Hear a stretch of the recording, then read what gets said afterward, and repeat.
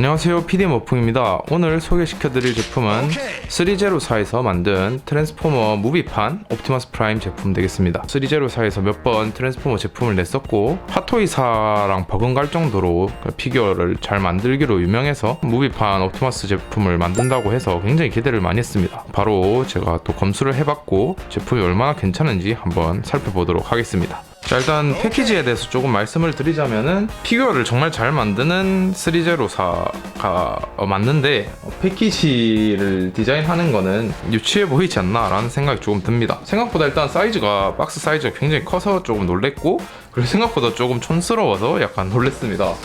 2009년에 막 나오던 하즈브로사에서 만들던 피규어 박스들 같은 느낌을 좀 줍니다.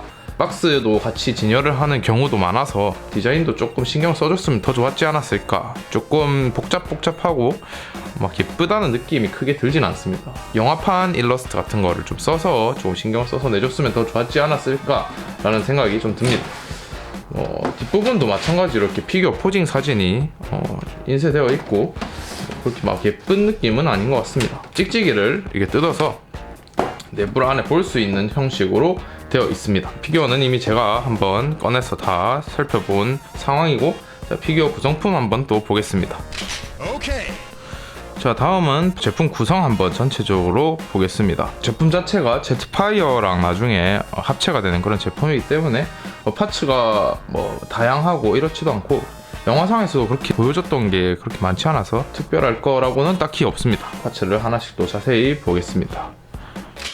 자, 제일 먼저 볼 파츠는 바로 옵티머스 프라임의 블래스터입니다. 영화상에서도 굉장히 많이 나오고 뭐 거의 매편 출연할 정도로 굉장히 애용하는 그런 무기라고 볼 수 있는데, 뭐 하스브로나 이런 데서 제작했던 파츠들 보면은 되게 밝은 은색이었는데 굉장히 어두운 메탈릭 컬러로 표현을 해주었습니다. 특이한 점은 오른쪽 캐논은 이렇게 팔에 추가 파츠가 이렇게 붙어있는 느낌으로 이렇게 나왔는데, 왼쪽 파츠 같은 경우에는 이런 식으로 깔끔하게 그냥 무기만 나온 게 조금 특이합니다. 양쪽 다 넣어주지 않은 게 뭐 이유는 모르겠지만 뭐 이런 식으로 넣어준 게 조금 특이한 것 같습니다. 이게 굉장히 파손 위험이 커 보이는데 또 3제로에서 대처를 잘 해준 게 분리가 될 수 있게 해놓은 게 참 마음에 드는 것 같습니다. 이렇게 하시면은 조금 이질감 있던 오른쪽 왼쪽이 달랐던 점도 통일성 있게 어떻게 또 처리가 되고, 기호에 맞게 뭐야 이거 근데 왜 똑같이 생겼지? 고정이 원래 이런가? 양쪽이 똑같이 생겼네요. 뭐 어쨌든 그렇다 치고 여기는 여기도 구멍이 있구나. 양쪽 다 뭐 호환이 되게 해놓은 점이 조금 웃기긴 한데, 이럴 거면 양쪽 다 넣어주는 게 좋지 않나요? 뭐 아무튼 그렇습니다. 블레이드 한번 보도록 하겠습니다. 이제 하즈브로사에서 정말 젤리도록 많이 봤던 파츠인데 뭉퉁하고 좀 투박스럽게 나왔던 이전 제품들에 비해서 3제로사에서는 굉장히 날렵하게 이렇게 표현을 한 게 좀 특징이라고 볼 수 있겠습니다. 이제 가운데 부분은 조금 불투명하게 처리를 하고 끝으로 날로 갈수록 투명한 클리어 파츠를 이용해서 표현해준 부분이 좀 특이하고, 그리고 다음 파츠는 이제 이 파츠가 되겠습니다. 이 파츠 같은 경우에는 손가락 반마디 정도 되는 크기인데 거의 얼굴을 다 분해하듯이 다 뜯은 다음에 교체를 해주는 부분이 조금 껄끄럽습니다. 여기 턱 부분도 같이 포함이 됐어야 됐는데 턱 부분조차도 하나를 돌려서 써야 되는 그런 형식으로 되어 있어서 이게 파츠를 교체하는 빈도가 그렇게 많지는 않을 것 같습니다. 그리고 손 같은 경우에는 편손만 하나 볼 텐데 중에서 나왔던 모습을 사이즈에 맞게 잘 표현한 느낌이 듭니다. 분할 도색이나 뭐 이런 부분은 딱히 없고 웨더링이 조금씩 들어간 모습입니다. 다음은 베이스인데 기존의 DLX 사이즈에서 나오던 베이스의 모습과 동일하며 로고만 리벤지 오브 폴른으로 수정되어서 나온 모습인데, 이것도 조금 얘기를 하자면 범블비 무비 버전 캐릭터들은 전부 이 베이스를 쓴 게 조금 어울렸었는데, 왜냐면 그 영화상에서 배경이 또 사이버트론이고 하니까 괜찮았었는데, 이게 또 무비 버전 옵티머스 프라임은 사실상 지구에서 거의 활약을 다 하는데 이걸 굳이 사이버트론 느낌으로 베이스를 줬어야 됐나? 약간 이런 생각이 좀 들기도 하고, 이 베이스가 뭐 지탱은 잘 해주지만은 조잡한 느낌이 좀 있는 베이스라서 저는 그렇게 막 좋아하는 편은 아닙니다. 요 베이스 같은 경우에는 또 엉덩이 뒤에 있는 파츠 하나를 빼고 여기 끼워줘야 되는 그런 식이라 가지고 굉장히 베이스 거치가 조금 불편한 느낌이 있습니다. 이 부분은 조금 아쉬운 것 같습니다. 그 다음은 옵티머스 프라임 본품 디테일 한번 보도록 하겠습니다. 옵티머스 프라임 본품은 3제로사가 만든 제품인 만큼 메카닉적인 부분들을 워낙 잘 하는 회사다 보니까 기대 이상으로 정말 디테일하게 잘 나와주었고, 웨더링이나 이런 부분도 핫토이처럼 이질감이 드는 게 아니라 굉장히 자연스럽게 잘 표현해 준 것 같습니다. 프라임1 스태츄와 같은 컬러감을 보여주는 제품인 것 같습니다. 들고 있으면 손이 조금 아픈 부분이 있을 정도로 뾰족해야 될 부분들은 굉장히 뾰족하게 잘 표현을 해주었고, 거진 영화의 그 모습 그대로 이제 제품으로 표현했다고 보면 되겠습니다. 상체부터 보자면은 가장 눈에 들어오는 부분이 역시 헤드 부분인데, 프로토 사진에서 조금 이상한데 싶었지만 실제품 받아보니까 진짜 역대급으로 잘 만든 제품인 것 같습니다. 전반적으로 뭐 깔 게 딱히 없는 것 같습니다. 진짜 영화상에 있는 모습과 거의 흡사하게 잘 나온 모습이고, 디테일 또한 굉장히 살벌하게 잘 나온 모습입니다.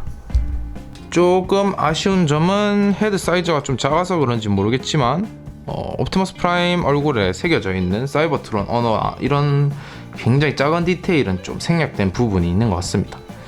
그리고 당연히 3제로사답게 헤드에는 라이트 온 기능이 들어가 있습니다.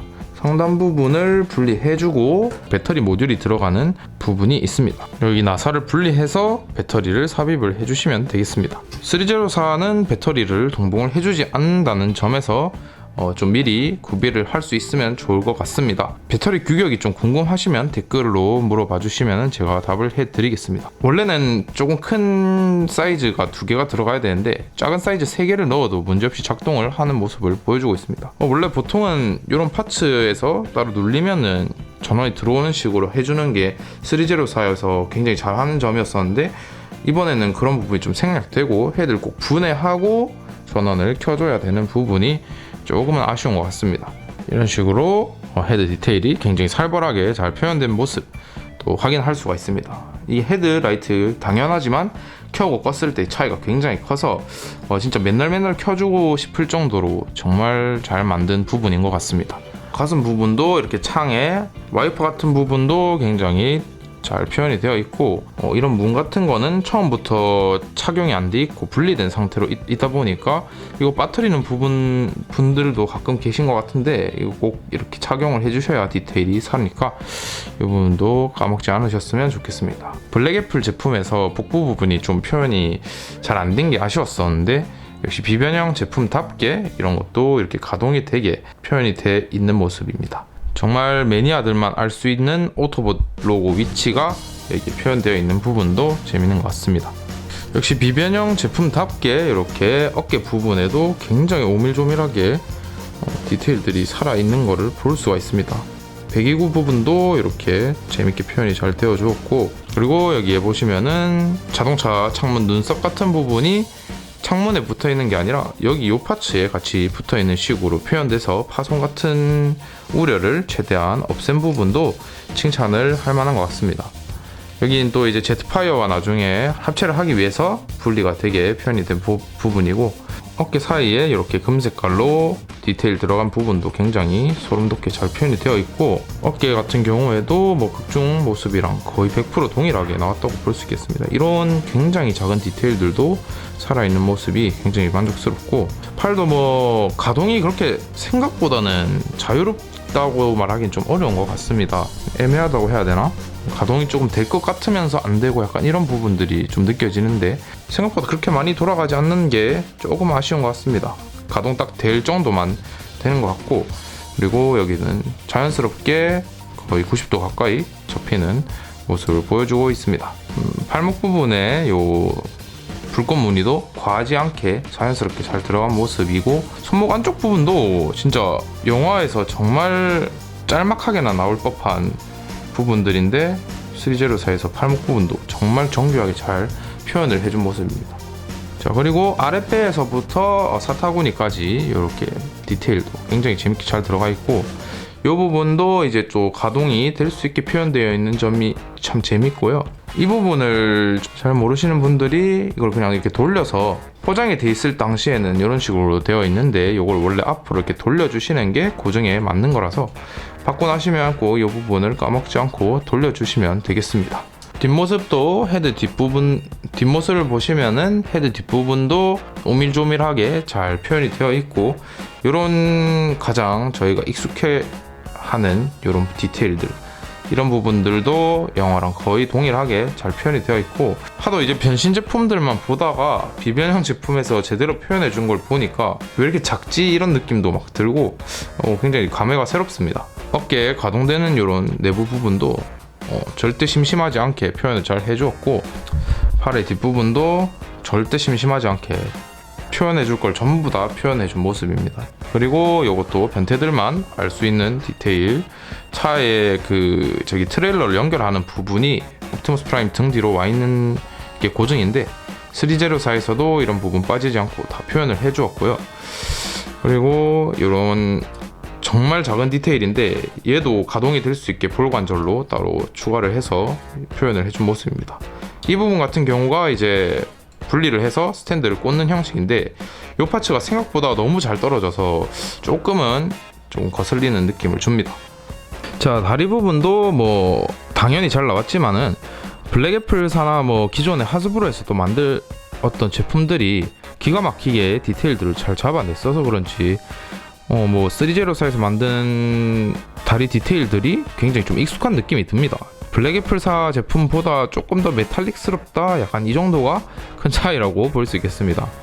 또 비변형 제품이다 보니 실제로 바퀴가 뭐 꼭 커야 된다, 이런 개념이 없다 보니까 굉장히 작고 디테일하게, 그리고 이거 분해가 되는 모습들도 다 살려져 있고, 그리고 이런 내부에 있는 기계적인 디테일들, 이런 부분도 정말 잘 표현이 되어 있습니다.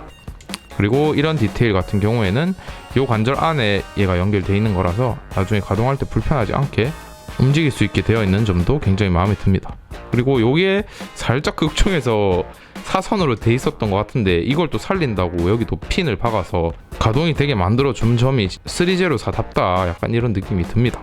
가동 시스템이 너무 잘 녹아져 있는 제품이라 그런지 정자세로만 서 있어도 자연스러운 다리의 모습, 약간 그런 느낌이 굉장히 많이 나서 포징을 꼭 못 하시더라도 이 제품 하나는 재미나게 가지고 놀 수 있다라고 말씀을 드릴 수 있을 것 같습니다.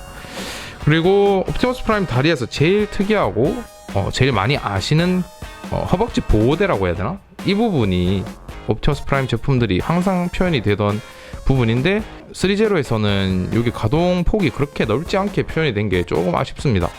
원래 하스브로사에서 만들던 제품들이 허벅지 보호대가 이렇게 앞으로까지 다 젖혀지고 그런 식으로 나왔었는데, 이 제품은 굉장히 좀 박하게 느껴진다고 보시면 되겠습니다. 발 같은 경우에도 극중의 모습과 굉장히 똑같이 잘 표현이 되었고, 부분 가동하는데 최대한 문제가 안 되게 오밀조밀하게 다 가동이 되게 표현이 된 점도 재밌는 것 같습니다. 그리고 여기 같은 경우에는 이런 식으로 제트파이어와 나중에 합체를 위해서 조립식으로 되어 있는데, 이 부분들이 싫어하실 분들은 굉장히 싫어할 것 같은 느낌이 듭니다. 하단 부분이 띄어져 있다 보니까 이 부분을 실수로 잡으면 이런 식으로 바로 분해가 돼버리는 이런 부분이 호불호가 갈리는 것 같습니다. 저도 뭐 다리를 잡을 일이 그렇게 많지는 않은데 어쩌다가 이렇게 잡다가 분해되고 하면 조금 짜증은 나는 것 같습니다. 그리고 이 부분 같은 경우에도 분해가 되게 되어 있는 것 같습니다. 그래서 이렇게 자세히 보시면은 내부에 핀이 이렇게 보이는 모습, 이런 부분은 조금 아쉬운 것 같고, 이런 바퀴 같은 경우에도 비변형 제품답게 말도 안 되는 사이즈의 타이어로 이게 좁아져서 보는 맛이 있는 것 같습니다. 이것도 마찬가지로 가동이 잘 되고 나중에 제트파이어와 합체할 때 이 부분도 나중에 분리하지 않나, 이렇게 보고 있습니다. 전반적인 디테일은 이렇게 보도록 하겠고, 한번 파츠들 적용해보면서 어떤 포징 취할 수 있는지 한번 보도록 하겠습니다.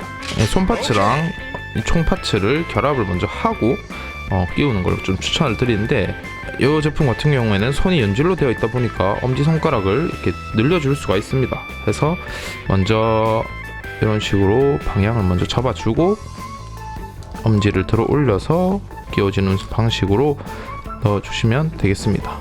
뭐 이런 식으로 장착이 된다고 보시면 되겠습니다. 이 부분 같은 경우가 굉장히 얇게 되어 있고 흔들흔들 할 정도로 굉장히 약하게 되어 있기 때문에, 왜 이래 초점이 약하게 되어 있기 때문에 조금 주의를 하시는 게 좋을 듯 합니다. 그래서 제가 추천하는 거는 이런 파츠 같은 경우에는 아싸리 그냥 블래스트에 그냥 끼워둔 채로 두는 게 제일 편하지 않나 생각을 합니다. 이게 워낙 포징하는데 자유로워서 그런지 조금만 자세를 잡아줘도 굉장히 재밌게 표현을 할 수 있는 부분이 정말 매력적인 제품인 것 같습니다.